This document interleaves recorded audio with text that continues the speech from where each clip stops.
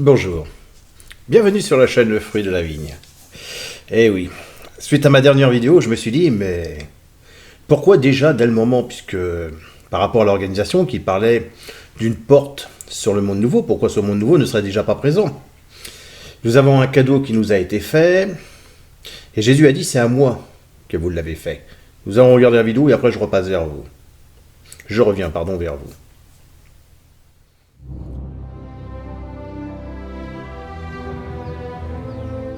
Lorsque le Fils de l'homme viendra dans sa gloire, avec tous les anges, il s'assiera sur le trône de sa gloire. Toutes les nations seront assemblées devant lui. Il séparera les uns d'avec les autres, comme le berger sépare les brebis d'avec les boucs. Et il mettra les brebis à sa droite et les boucs à sa gauche. Alors le roi dira à ceux qui seront à sa droite: Venez, vous qui êtes bénis de mon Père, prenez possession du royaume qui vous a été préparé dès la fondation du monde. Car j'ai eu faim et vous m'avez donné à manger. J'ai eu soif et vous m'avez donné à boire. J'étais étranger et vous m'avez recueilli. J'étais nu et vous m'avez vêtu. J'étais malade et vous m'avez visité. J'étais en prison et vous êtes venus vers moi. Les justes lui répondront: Seigneur, quand avons-nous vu avoir faim et t'avons-nous donné à manger, ou avoir soif et t'avons-nous donné à boire? Quand avons-nous vu étranger et t'avons-nous recueilli, ou nu et t'avons-nous vêtu? Quand avons-nous vu malade ou en prison et sommes-nous allés vers toi? Et le roi leur répondra et leur dira: Je vous le dis en vérité, toutes les fois que vous avez fait ces choses à l'un de ces plus petits de mes frères, c'est à moi que vous les avez faites. Ensuite, il dira à ceux qui seront à sa gauche: Retirez-vous de moi, maudits. Allez dans le feu éternel qui a été préparé pour le diable et pour ses anges, car j'ai eu faim et vous ne m'avez pas donné à manger. J'ai eu soif et vous ne m'avez pas donné à boire. J'étais étranger et vous ne m'avez pas recueilli. J'étais nu et vous ne m'avez pas vêtu. J'étais malade et en prison et vous ne m'avez pas visité. Alors ils répondront aussi: Seigneur, quand avons-nous vu ayant faim, ou ayant soif, ou étranger, ou nu, ou malade, ou en prison, et ne t'avons-nous pas assisté?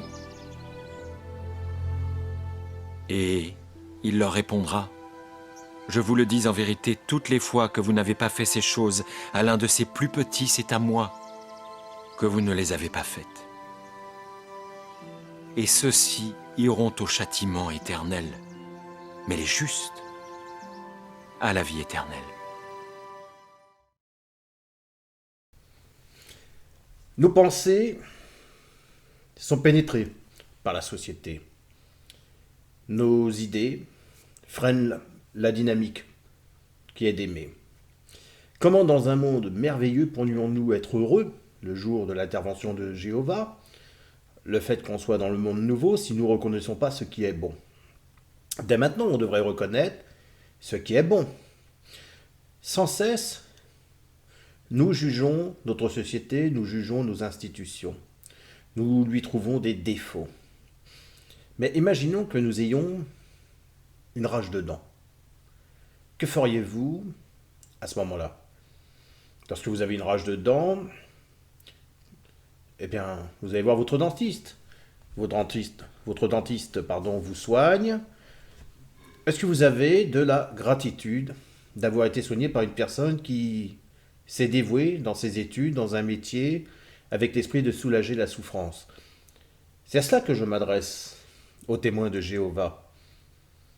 Lorsqu'ils disent qu'il ne faut pas pousser ses études, lorsque vous allez vous rendre à l'hôpital, vous, femmes témoins de Jéhovah, les sages-femmes qui vous aident à accoucher, la péridurale, Si elles n'avaient pas ces études, ces femmes, vous seriez dans l'obligation d'accoucher dans la douleur. Est-ce que Jéhovah vraiment veut que nous ne fassions pas d'études?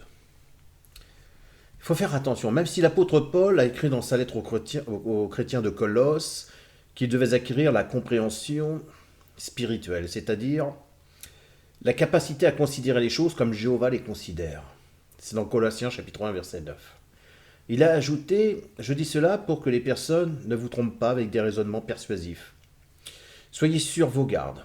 Il se peut que quelqu'un vous entraîne comme sa proie, au moyen de la philosophie ou d'une vaine tromperie, selon la tradition des hommes, selon les choses élémentaires de ce monde, et non selon Jésus-Christ. »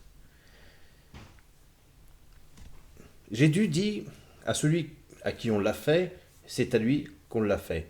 Lorsqu'une personne n'est pas témoin de Jéhovah, pas évangélique, ni catholique, ni protestant, ni ce qu'on veut, poursuit des études, ces études nous permettent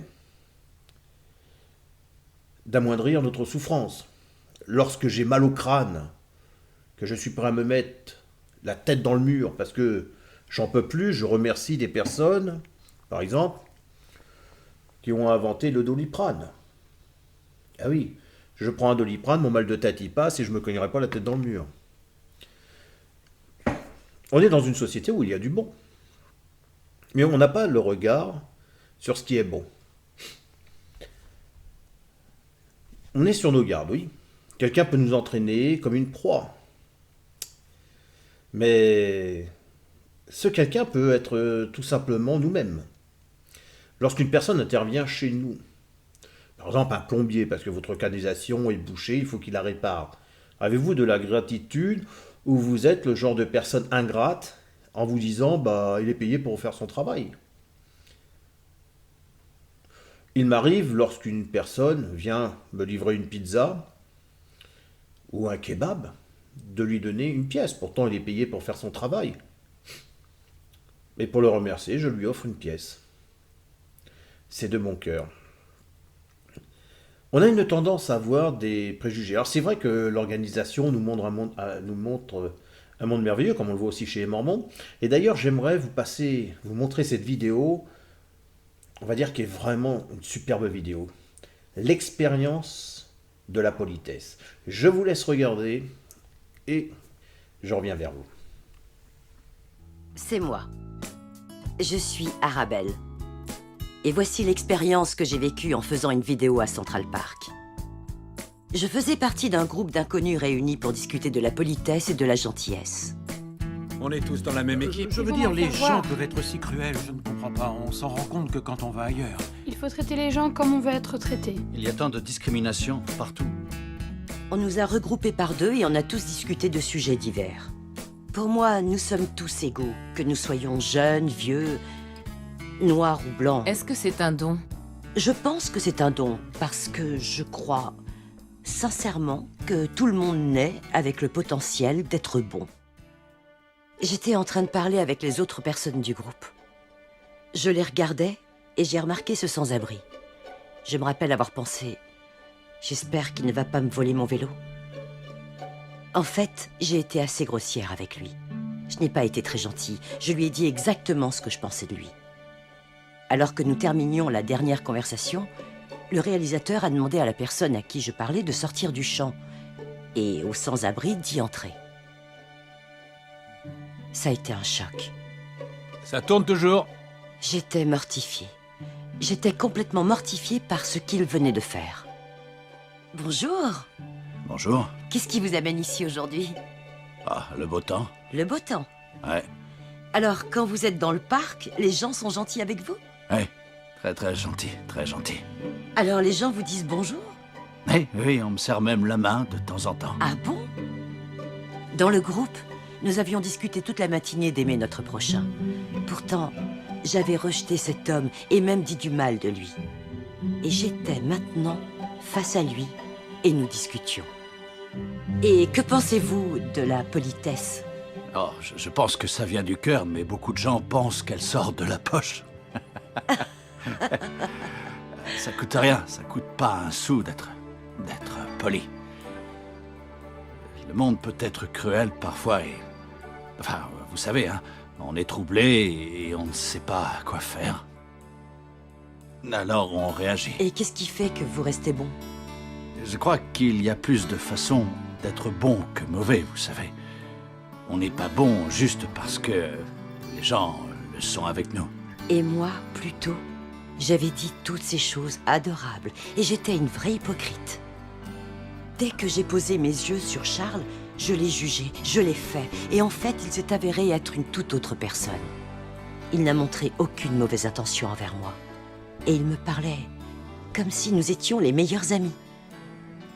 Depuis que j'ai passé cette journée avec lui, j'ai décidé d'être beaucoup plus gentille. J'espère que les gens seront inspirés par l'expérience que j'ai eue à Central Park ce jour-là. Et que vous regarderez les autres un peu différemment. Et que vous comprendrez que ce que peut dire un sans-abri à Central Park peut sincèrement changer toute votre vision de l'humanité.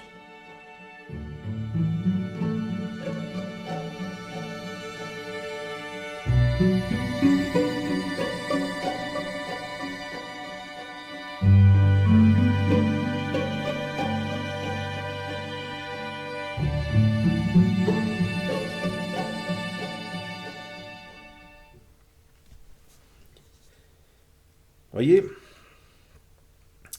cette vidéo m'a fait réfléchir. Lorsqu'on traverse des périodes difficiles, il nous arrive de prier Jéhovah, de prier Hachem, de prier Allah, de prier le Seigneur.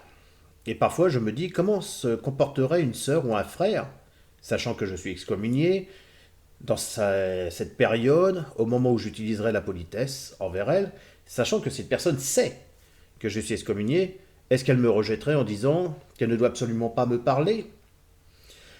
Eh oui, j'ai noté ça, puisque...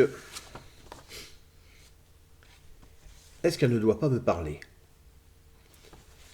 Est-ce que, au-delà de ce qu'elle apprend... Alors attendez, parce que là, comme je fais du direct, hein, quelque part, il faut que je reprenne juste quelques notes. Est-ce qu'elle a... cette personne une recherche de la connaissance? Est-ce qu'elle est remplie de la pratique? Mais en même temps, est-ce qu'elle a une soif d'approfondir les Écritures? Est-ce qu'elle a porté son manteau d'humilité au moment même où elle va se dire « il ne faut absolument pas que je lui parle car c'est ce que nous demande l'organisation de Jéhovah ». Eh oui, je me suis posé ce genre de questions. Me rejetterait-elle en le disant? Ou alors, est-ce qu'elle se poserait la question, à savoir si ce n'est pas Jéhovah qui a mis sur son chemin la personne que je suis? Quelle serait sa position? Quelles seraient ses priorités? Parce qu'au-delà de l'aspect chrétien, au-delà de l'aspect du magistère, quelle serait vraiment sa position? Je suis d'accord pour dire que la réussite chrétienne est la clé du bonheur, mais sera-t-elle libre, sans théorie, sans parfaire sa réalité du magistère, sans être éduquée bibliquement à l'intérieur d'un contexte religieux théocratique? Si tu entends un raisonnement du monde qui semble s'opposer à ta foi, fais des recherches pour savoir ce que dit la Bible sur le sujet. Et ça, je l'obtiens de l'organisation de Jéhovah. Parle-en à un chrétien expérimenté, mais trouve un chrétien qui ne pense pas comme toi, parce que si c'est quelqu'un qui te dit « Ah oui, oui, t'as raison, faut pas leur parler », tu resteras dans ta douleur. Demande-toi pourquoi cette idée plaît à beaucoup de gens, pourquoi elle est fausse et comment tu peux trouver le contraire de ce que toi tu penses. Nous pouvons tous nous protéger contre des raisonnements du monde et les rejeter en appliquant le conseil de Paul. Continuez à marcher avec sagesse à l'égard de ceux du dehors, pour savoir comment vous devez répondre à chacun. Moi, la question, c'est, Jésus nous a fait ce cadeau, hein, et aujourd'hui on nous dit il ne faudrait pas faire d'études. Il ne faudrait pas faire d'études. Pourtant, lorsque j'ai besoin de voir un médecin, celui-ci a fait des études. Lorsque je veux construire ma maison, j'ai besoin de personnes qui ont fait des études, c'est-à-dire j'ai besoin d'un architecte. J'ai besoin de poser mes plans. Je ne peux pas faire quelque chose sans ces plans. Donc j'aimerais que chacun d'entre nous réfléchisse À l'époque, nous n'avions pas toutes ces informations. Aujourd'hui, nous les avons. D'ailleurs, c'est pour ça que l'organisation utilise les moyens modernes pour pouvoir faire autant de vidéos. Alors c'est vrai qu'on pourrait dire il y a le soleil, la lune, il y a un cortège d'étoiles pour éclairer avec la lune. Et nous sommes ce cortège. Ce cortège d'étoiles sur Terre pour éclairer les hommes. Croyez-vous que j'ai conçu ma chaîne, Le Fruit de la Vigne, de moi-même? Non, je l'ai déjà dit dans l'une de mes vidéos, voire peut-être dans plusieurs. Je travaille pour Jéhovah. Et sans son esprit, cette chaîne n'aurait pas d'âme. Il me donne cette force de travailler. D'ailleurs, posez-vous la question, tiens. Si Jéhovah connaît le nom des étoiles, ce que dit la Bible, pourtant c'est le nom des étoiles sont donnés par les hommes, c'est qu'il connaît à l'avance les hommes qui vont donner leur nom par la découverte d'une étoile. Voyez? Mais Jéhovah, malgré tout, reste discret et ne s'avance pas sur des sujets qu'il ne maîtrise pas. Donc il nous appartient aussi d'avancer avec discrétion, avancer vers sa parole, ne pas dire qu'on a vraiment un positionnement qui est sûr par rapport à ceux des autres. Il est vraiment important de pouvoir suivre notre chemin. Et oui, pour l'instant, moi je suis en train de créer mon chemin, c'est-à-dire ma trajectoire virtuelle. Je suis en train d'y mettre un concept. Je suis en train d'avancer, j'apprends aussi avec vous, parce que les réponses que vous me donnez dans vos commentaires, là je remercie d'ailleurs un des derniers commentaires qui m'avait été donné aussi. Bon, j'aime bien Pascalou, bon je sais, tu vas y voir encore ma cravate, tu vas me dire, tu me mets un peu sur un piédestal. Je remercie Sabine. Et franchement, c'est vraiment important de travailler, de ne pas s'isoler, de travailler ensemble. Et comme je le redis encore, si des personnes veulent faire un témoignage sur ma chaîne, il n'y a pas de problème. J'attends pas qu'une personne me dise que nous sommes merveilleusement dans l'organisation. Vous pouvez la critiquer avec des critiques sincères. Chacun peut donner son témoignage. Moi, je suis ouvert aussi bien pour et contre. On peut aussi faire un échange entre ex-témoins de Jéhovah ou avec un témoin de Jéhovah. Un échange sur ce qui peut être bon ou pas. Ce qui est important, c'est de construire vraiment quelque chose ensemble et de ne pas s'isoler. Voilà. J'espère que cette vidéo vous aura plu. Moi, je vous dis à la prochaine vidéo. Au revoir.